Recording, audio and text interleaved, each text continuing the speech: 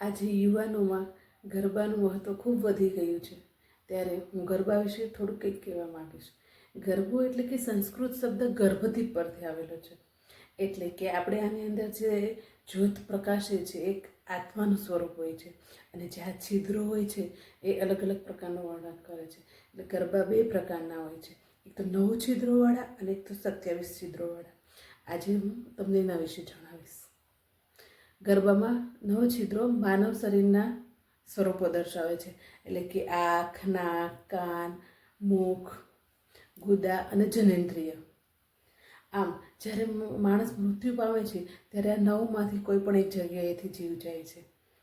એટલે જ આ આત્મારૂપી જ્યોતને 9 દિવસ માટે પ્રગટાવવામાં આવે છે.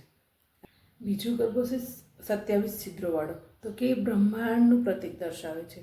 એ 27 છિદ્રો 27 નક્ષત્રોને દર્શાવે છે. એક નક્ષત્રને 4 ચરણ હોય છે, એટલે ટોટલ 108 ચરણ થાય છે.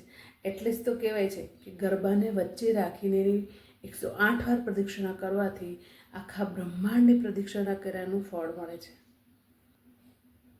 જો આ માહિતી તમને સારી લાગી હોય તો મારા યુટ્યુબ ચેનલને લાઇક, શેર અને સબસ્ક્રાઈબ કરવાનું ભૂલતા નહીં, જેથી કરીને મને થોડું મોટિવેશન મળે અને આગળ હું કંઈક નવા વિડીયો બનાવતી રહું.